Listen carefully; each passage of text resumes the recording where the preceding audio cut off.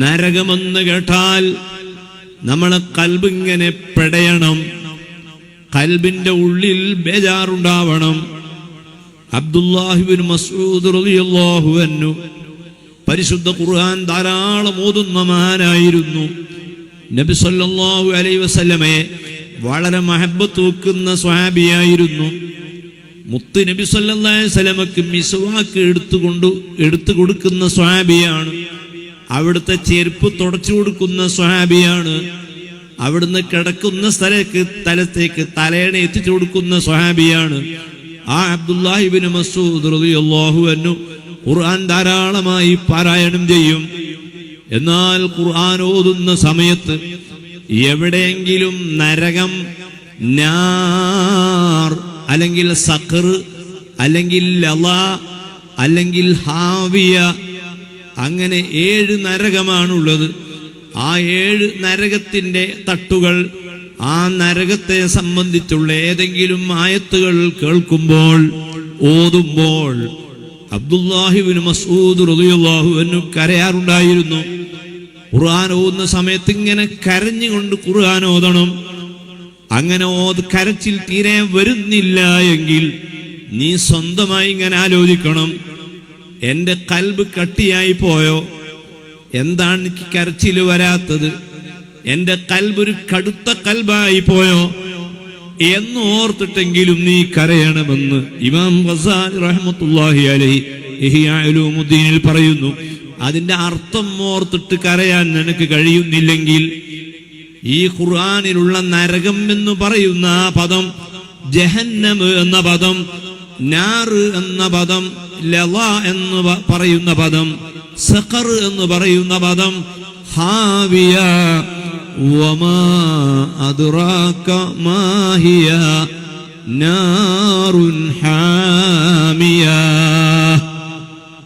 ആ നരകത്തെ പറ്റിയുള്ള പരാമർശം ഖുർആന്റെ പല പേജുകളിലും കാണാം. ആ നരകം എന്ന് പറയുമ്പോഴേക്ക്, കേൾക്കുമ്പോഴേക്ക് കരയണം. അത് ഈമാന്റെ അടയാളമാണ്. വെള്ളിയാഴ്ച നടക്കുന്ന ഖുത്ബ കേൾക്കുമ്പോൾ ആ ഖതീബ് ഖുത്ബ ഓതുമ്പോൾ അദ്ദേഹം കരയുന്നു. കാരണം നബാത്തിയ ഖുത്ബയിൽ നരകത്തെ പറ്റി പരാമർശിക്കാത്ത ഒരൊറ്റ വെള്ളിയാഴ്ചയുമില്ല. ആ നരകത്തെ പറ്റിയുള്ള ഭയമാണ് ഒരു മനുഷ്യനെ ഈമാനിലേക്ക് എത്തിക്കുക. അബ്ദുല്ലാഹി ഇബ്നു മസ്ഊദ് റളിയല്ലാഹു അൻഹുവിനോട് ഒരിക്കൽ മുത്തുനബി പറഞ്ഞു, യാ അബ്ദുല്ലാഹ്, നീ ഖുർആൻ എന്ന് ഓതു, എനിക്ക് കേൾക്കട്ടെ, ഞാനൊന്ന് കേൾക്കട്ടെ. ഇബ്നു മസ്ഊദ് ചോദിച്ചു, യാ റസൂലല്ലാഹ്, അങ്ങേക്ക് അവതരിപ്പിക്കപ്പെട്ട ഈ ഖുർആൻ ഞാൻ ഓതിത്തരികയോ? അള്ളാഹുവിന്റെ റസൂല് പറയുന്നു, എനിക്ക് ഖുർആൻ കേൾക്കാൻ ഇഷ്ടമാണ്. ഖുർആൻ ഓതുന്നത് പോലെ കേൾക്കലും സുന്നത്താണ്. ഓതാൻ ചിലപ്പോൾ അറിയില്ലെങ്കിൽ, വുളുവില്ലെങ്കിൽ, അല്ലെങ്കിൽ കണ്ണടയില്ലെങ്കിൽ, ഓതാൻ കഴിയുന്നില്ലെങ്കിൽ വേറെ ഒരാൾ ഇങ്ങനെ ഓതുമ്പോൾ കേട്ടാൽ കൂലി കിട്ടും. നരകത്തെ പറ്റി പറയുമ്പോൾ മഹാനവർകൾ കരയുന്നു. നബി സല്ലല്ലാഹു അലൈഹി വസല്ലമ ഇബ്നു മസ്ഊദ് ഖുർആൻ ഓതിയപ്പോ മുത്തുനബി കരയുകയാണ്. മതി മതി എന്ന് പറഞ്ഞ് ഇബ്നു മസ്ഊദിനോട് ഓത്ത് നിർത്താൻ പറയുന്നു. കരച്ചിൽ നിയന്ത്രിക്കാൻ കഴിയാത്തത് കൊണ്ട് നബി സല്ലല്ലാഹു അലൈഹി വസല്ലമയുടെ അടുക്കൽ മലക്ക് ജിബ്രീൽ അലൈഹിസ്സലാം വരുന്നു. വന്നിട്ട് നരകത്തെ പറ്റി അങ്ങ് പറയാൻ തുടങ്ങി. 1000 കൊല്ലം നരകത്തിലെ തീ ചൂടാക്കിയപ്പോൾ അതിന്റെ നിറം കടും ചുവപ്പായി മാറുന്നു. പിന്നെ 1000 കൊല്ലം ചൂടാക്കിയപ്പോൾ ആ നരകത്തിലെ തീയുടെ നിറം മഞ്ഞ നിറമായി മാറുന്നു. പിന്നെയും 1000 കൊല്ലം ചൂടാക്കുന്നു. കൊടും ചൂടുള്ള ആ നരകത്തെ പറ്റി ഇങ്ങനെ വർണ്ണിച്ചതിനു ശേഷം ജിബ്രീൽ അലൈഹിസ്സലാം പറയുന്നു, ആ നരകത്തിൽ നിന്നുള്ള ചെറിയൊരു പൊരി ഈ ദുനിയാവിൽ വന്ന് വീണാൽ ഈ ദുനിയാവ് മുഴുവനും ഒരു നിമിഷം കൊണ്ട് കത്തിച്ചാമ്പലായി പോകും.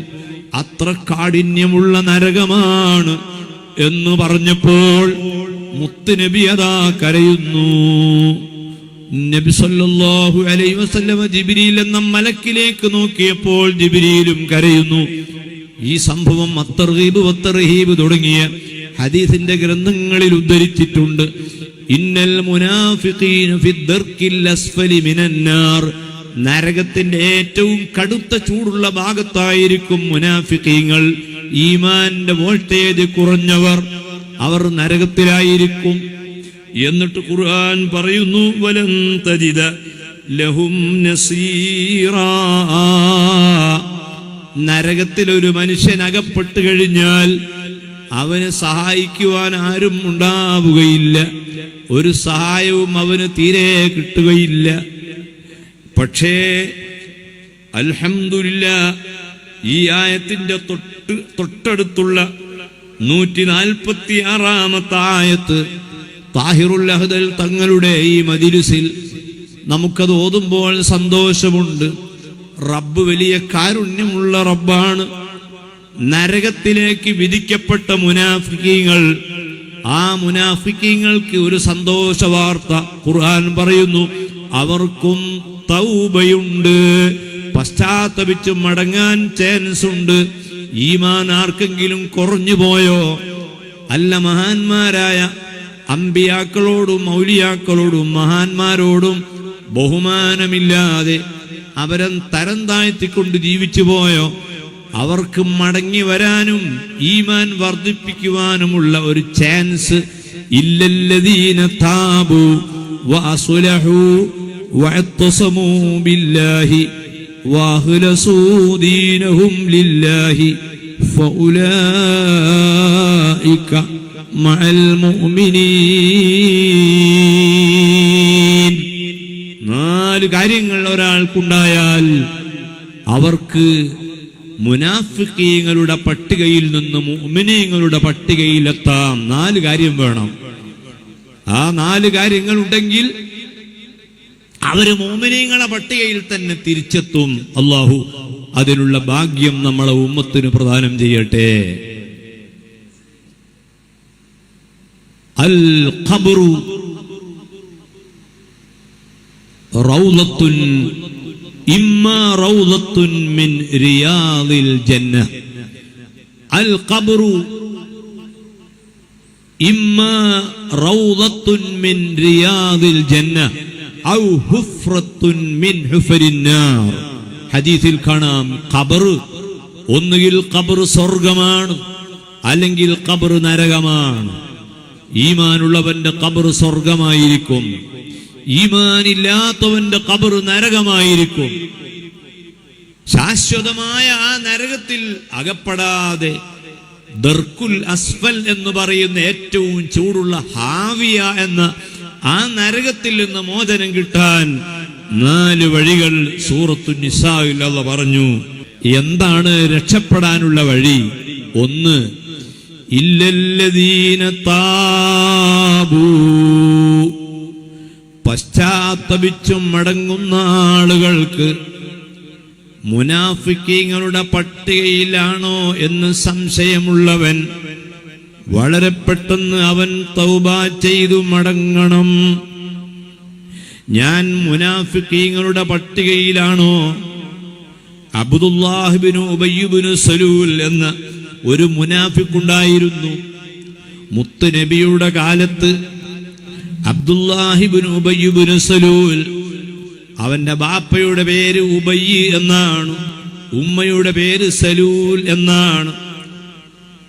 ബാപ്പയിലേക്കും ഉമ്മയിലേക്കും ഒന്നിച്ചു ചേർത്തി പറയുന്ന ഒരാളെ ഉള്ളൂ, അത് ഈ അബ്ദുള്ളയാണ്. അവൻ മദീനയിലാണ് ജീവിച്ചിരുന്നത്. മുത്തുനബിയെ പലതവണ അവൻ കണ്ടിട്ടുണ്ട്. ആ നബിയുടെ കൈ പിടിക്കാൻ എത്രയോ ചാൻസ് അവന് ലഭിച്ചിട്ടുണ്ട്. ആ കൈ പിടിച്ചൊന്ന് മൊത്താൻ എത്രയോ അവന് സാധിക്കുമായിരുന്നു. ആ തിരുദൂതർ കടന്നു വരുന്ന സമയത്ത് ഒന്ന് എഴുന്നേറ്റ് നിന്ന് ബഹുമാനിക്കാൻ പല സന്ദർഭവും അവന് ലഭിച്ചിരുന്നു. ആ മുത്തുനബിയുടെ അനുയായികളോട് സലാം പറയാനും മഹബത്ത് പ്രകടിപ്പിക്കുവാനും ഒരുപാട് ചാൻസ് അവന് ലഭിച്ചിട്ടുണ്ടായിരുന്നു. അവന്റെ അതേ മണ്ണ് വളരെ പുണ്യമുള്ള മണ്ണായിട്ടും ആ മണ്ണ് കൊണ്ട് ഒരു ഭാഗ്യവും അവന് ലഭിച്ചില്ല. എന്തേ കാരണം? മുത്തുനബി സല്ലല്ലാഹു അലൈഹി വസല്ലമയെ പറ്റി എന്തെങ്കിലും ഒരു ന്യൂനത കേട്ടാൽ ആ ന്യൂനത പറഞ്ഞ് പ്രചരിപ്പിക്കുകയും ആ നബിയോട് എന്തെങ്കിലും ഒരു വെറുപ്പ് പ്രകടിപ്പിക്കാൻ വല്ല ചാൻസും കിട്ടിയാൽ ആ വെറുപ്പ് പ്രകടിപ്പിക്കുകയും ചെയ്യുന്ന ആളായിരുന്നു അബ്ദുല്ലാഹിബ്നു ഉബയ്യ് ഇബ്നു സലൂൽ. അവൻ മുനാഫിക്കീങ്ങളുടെ നേതാവായിരുന്നു. ആ മനുഷ്യൻ സുബ്ഹാനല്ലാഹ്, ആ മനുഷ്യന്റെ ആ പട്ടികയിൽ ഒരു മുഅ്മിനായ മനുഷ്യൻ എങ്ങനെ അകപ്പെടും? സുന്നത്ത് ജമാഅത്തിന്റെ അഖീദ അനുസരിച്ചുള്ള മദ്രസയിൽ പഠിച്ചു. സുന്നത്ത് ജമാഅത്തിന്റെ നേതാക്കളെ കൂടെ നടന്നു. അവര് നമ്മളെ വീട്ടിൽ വന്ന് ദുആർന്നു തന്നു.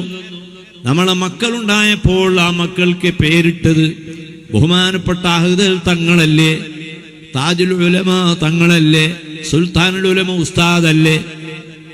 പ്രസവിച്ചു എന്ന് അറിയുമ്പോഴേക്കും വിളിക്കുകയാണ്, എമ്മെ ഉസ്താദിന് വിളിക്കുകയാണ്, അല്ലെങ്കിൽ മറ്റു ഉസ്താദുമാരെയും തങ്ങന്മാരെയും വിളിക്കുകയാണ്.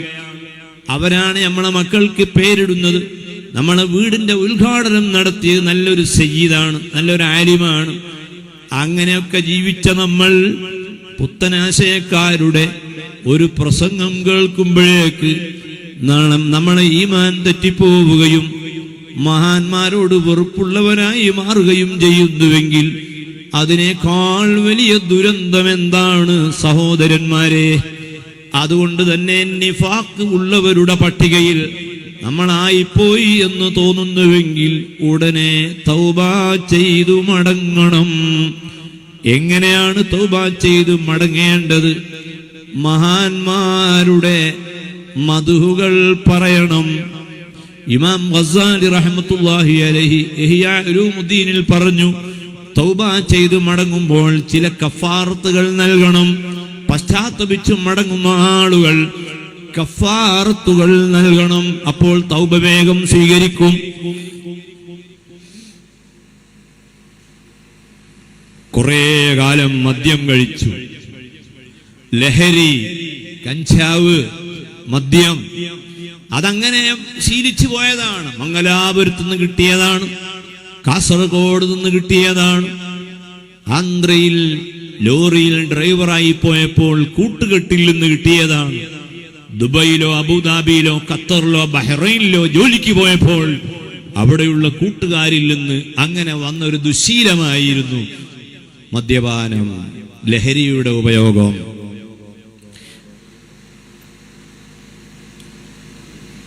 മദ്യം കഴിച്ചാൽ ആ മനുഷ്യന്റെ രക്തത്തിന് വിലയില്ല. ഏതെങ്കിലും വാഹനാപകടത്തിൽ മദ്യപാനി ടയറിന്റെ ഉള്ളിൽ കുടുങ്ങി ചത്തുപോകും. മദ്യപാനി അവസാനം സൂഉൽ ഖാത്തിമയായിരിക്കും. കലിമ ചൊല്ലി അവനും മരിക്കാൻ കഴിയില്ല. കഞ്ചാവ് ഉപയോഗിക്കുന്നവന്റെ അവസാനം ചീത്തയായിരിക്കും. കലിമ ചൊല്ലി അവന് മരിക്കാൻ കഴിയില്ല. അവന് കിട്ടാൻ പോകുന്നത് നരകമായിരിക്കും. ഒരൊറ്റ തവണ പോലും ഒരു ലഹരിയും ഉപയോഗിച്ചുകൂടാ. ആ ലഹരിക്ക് ആരെങ്കിലും അഡിക്റ്റായി പോയെങ്കിൽ തൗബ ചെയ്ത് മടങ്ങണം. ഇമാം ഗസാലി റഹ്മത്തുള്ളാഹി അലൈഹി പറയുന്നു, എത്ര കപ്പാണോ നീ അടിച്ചു പോയത് അത്രയും കപ്പ് നല്ല മധുരപാനീയം നീ സ്വാലിഹീങ്ങൾക്ക് വിതരണം ചെയ്തിട്ട് റബ്ബിനോട് പറഞ്ഞോ, അല്ലാ, നീ വിരോധിച്ച മദ്യവും നീ വിരോധിച്ച പലതും കുറെ കാലം ഞാൻ ഉപയോഗിച്ചു പോയി. എനിക്ക് നിന്നോട് മഹബത്തുണ്ട്, പക്ഷേ പേടിയും ഉണ്ട്. എങ്ങനെയാണ് നിന്നിലേക്ക് ഞാൻ അടുത്തു വരിക? റഹ്മാനായ അള്ളാഹുവിലേക്ക്, റഹീമായ അള്ളാഹുവിലേക്ക്, തവ്വാബായ അള്ളാഹുവിലേക്ക് മടങ്ങാനുള്ള ആഗ്രഹം കൊണ്ട് ആ മനുഷ്യൻ ഇങ്ങനെ കരയാൻ തുടങ്ങി. ഫഫാദത്ത് ഐനാ, അവന്റെ രണ്ട് കണ്ണിൽ നിന്ന് വെള്ളമൊലിക്കാൻ തുടങ്ങി. ആരും അറിയാതെ അവൻ റബ്ബിലേക്ക് ഇങ്ങനെ ഖേദിച്ചു മടങ്ങുമ്പോൾ അവിടെയാണ് മഹാന്മാർ പറയുന്നു, നീ എത്ര ഗ്ലാസ്സാണോ കുടിച്ചു പോയത് അത്രയും ഗ്ലാസ് നീ നല്ല സാധനമുണ്ടാക്കി അത് മുഅ്മിനീങ്ങൾക്ക് നൽകിക്കോ. നീ താമസിച്ചത് ക്ലബിലായിരുന്നു, ചീട്ട് കളിക്കാരോടൊപ്പമായിരുന്നു. നിന്റെ സഹവാസം കുറെ കൊല്ലം നീ അങ്ങനെ ജീവിച്ചിട്ടുണ്ട്, ക്ലബിൽ ജീവിച്ചിട്ടുണ്ട്. നിനക്ക് തോന്നുകയാണ് അതിൽ നിന്നും മടങ്ങണമെന്ന്. അങ്ങനെ മടങ്ങാൻ നീ തീരുമാനിക്കുന്നുവെങ്കിൽ എത്ര കാലമാണോ നീ ആ ക്ലബിൽ ചെലവഴിച്ചത് അത്രയും സമയം നീ റബ്ബിന്റെ പള്ളിയിൽ ഇഅ്തികാഫ് ഇരുന്നോ. 4 കൊല്ലം ക്ലബിൽ ജീവിച്ചുവെങ്കിൽ 4 കൊല്ലം നീ ഇഅ്തികാഫിന് നിയ്യത്താക്കിക്കോ. എന്നിട്ട് റബ്ബിനോട് നീ പറയണം, ഇല്ലാമൻ താബ വആമന വഅമില അമലൻ സാലിഹാ ഫഉലൈക യുബദ്ദിലുല്ലാഹു സയ്യിആതിഹിം ഹസനാത്ത്. സൂറത്തുൽ ഫുർഖാനിൽ അല്ലാഹ് പറയുന്നു, ഏതെങ്കിലും ഒരു മനുഷ്യൻ തൗബ ചെയ്യാൻ ഉദ്ദേശിക്കുന്നുവെങ്കിൽ അവൻ സാലിഹായ അമലിങ്ങനെ വർദ്ധിപ്പിക്കണം. അങ്ങനെ വർദ്ധിപ്പിച്ചാൽ ഫഉലൈക യുബദ്ദിലുല്ലാഹു സയ്യിആതിഹിം ഹസനാത്തിൻ, അവൻ ചെയ്ത ആ തിന്മകൾ മുഴുവനും അല്ലാഹു അവന് മാപ്പ് കൊടുത്ത് അവന് നന്മകൾ അല്ലാഹ് സമ്മാനിക്കും. അതാണ് ഈ ആയത്തിലും അല്ലാഹ് പറയുന്നു, ഇല്ലല്ലദീന താബൂ, പശ്ചാത്തപിച്ച് മടങ്ങുക, വഅസ്ലഹൂ, എന്തൊക്കെയാണോ അവൻ കേടുവരുത്തിയത് അതൊക്കെ അവൻ നന്നാക്കണം. ഏതെല്ലാം ആലിമീങ്ങളെ പറ്റിയാണോ ഗീബത്ത് പറഞ്ഞത് അവരുടെ അടുത്തൊക്കെ ഒന്ന് പോകണം. ഏതെല്ലാം സയ്യിദന്മാരെ പറ്റിയാണോ വേണ്ടാത്തത് പറഞ്ഞത് ആ സയ്യിദ്മാരെ സമീപത്ത് പോകണം. ഏതെല്ലാം മുതഅല്ലിമീങ്ങളെയാണോ തെറി പറഞ്ഞത് അവരെ സമീപത്തൊക്കെ പോകണം. എന്നിട്ട് അവരോട് പറയണം, എന്റെ ജീവിതത്തിൽ ഇങ്ങനെ വന്നുപോയിട്ടുണ്ട്, എനിക്ക് പൊരുത്തപ്പെട്ടു തരണം. മാത്രവുമല്ല വഅത്തസമൂ ബില്ലാഹ്, അല്ലാഹുവിനെ കൊണ്ട് മുറുകെ പിടിക്കണം. അല്ലാഹു ഹാദിരി, അല്ലാഹു നാദിരി, അല്ലാഹു ഷാഹിദി, അല്ലാഹു മഈ. അല്ലാഹു എന്നെ കാണുന്നുണ്ട്, അവൻ രാത്രിയിലും പകലിലും എന്നോടൊപ്പമുണ്ട്. അവൻ കാണാതെ എനിക്കൊന്നും ചെയ്യാൻ കഴിയില്ല. പാറക്കെട്ടിന്റെ ഉള്ളിലൂടെയുള്ള ദ്വാരത്തിലൂടെ രാത്രി സമയത്ത് ഒരു കറുത്ത ഉറുമ്പ് സഞ്ചരിക്കുന്നുവെങ്കിൽ ആ ഉറുമ്പിനെയും എന്റെ റബ്ബ് കാണുന്നുണ്ട്.